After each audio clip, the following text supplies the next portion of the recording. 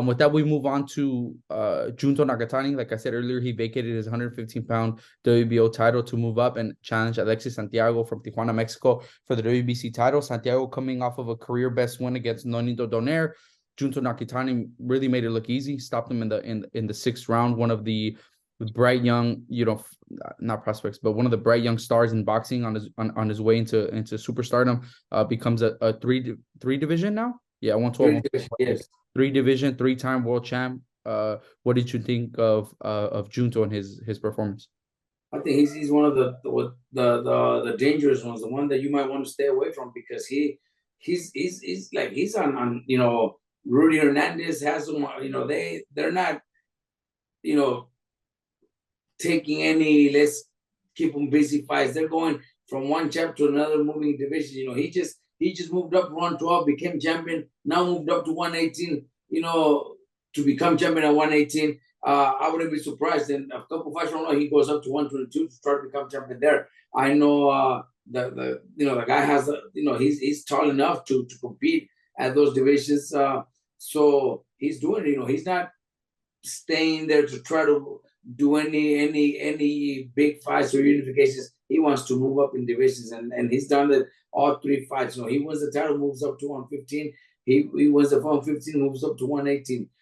He's done a great job with him. He's one that we have to be careful, because he's going to be dangerous against anybody. He got that knockout against that Maloney that was pretty scary, like knockout of the year type of knockout. And now he goes and dominates the champion, at 118, which is a bigger guy, a guy that just beat Nonito Donaire, and he goes out and makes it look so easy. That's the guy that we got to keep an eye on if you want to really follow somebody that's going to go out there and perform and get rid of his opponents.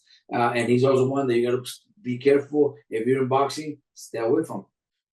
We obviously know Rudy Hernandez. You've known him for a long time, since you were an amateur fighter and stuff. You've known him, for forever.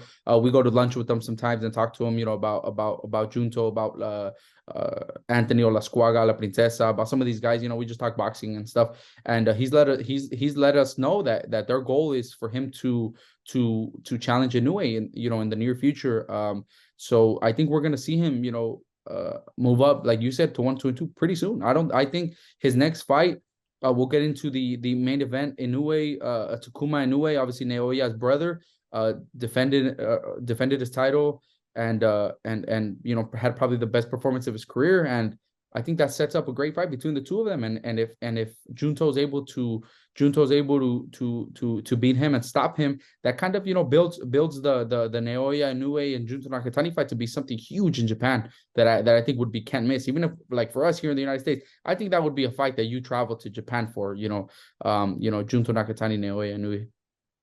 Yeah, especially if at that division that he's at right now, Inoue has a brother who was also champion at 118, and Junto beats him, because I think he will beat him. I think he's knocked out.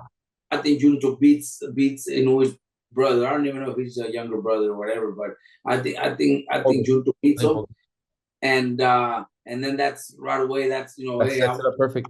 After the big one, the brother, the big dog, and I think in Japan it would be huge. Like you said, it's a fight worth traveling, worth staying up to 4 a.m. to see it fight, to see it live. Live, I would like to see that live. It is one of those fights. So they're doing a great job with him. Rudy's had him since he was very young, 12, 13 years old. Exactly. Rudy's had him, pretty much raised him, in LA. The kid already, he has got a lot of people that love him here in Southern California. So they're going the right direction. I think the work they're doing is unbelievable, and it's the work that you got to admire and respect.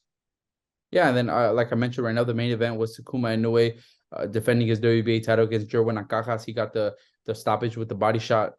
Great performance by him. I think like we said, I think it just sets up perfectly Junto Nakatani versus Takuma Inoue fight in Japan. That would be a big fight over there. If you look at the rest of the guys in the 118 division, you got Jason Bologna, who I think you would have to pay insane kind of money, and I don't think it would generate that kind of money for him to step into the ring with Junto after what he did to his brother. I don't think Jason Maloney will be raising his hand to unify. You know, those guys are tough. Those guys are tough as shit. The Maloney's there, they take on some big challenges. He already fought Naoya Inoue, but obviously, like I said, Inoue, warrants a big payday that I don't think Junto could do that now. Against Maloney, I don't think it's that big of a fight yet. I think the one fight for him is Junto and Takuma Inoue. So hopefully we get that and starts to build into Naoya Inoue. But that does it for the card from Japan. We move on to the card that we had here in Orlando, Florida. One of the in recent memory, I could say one of the best cards. Like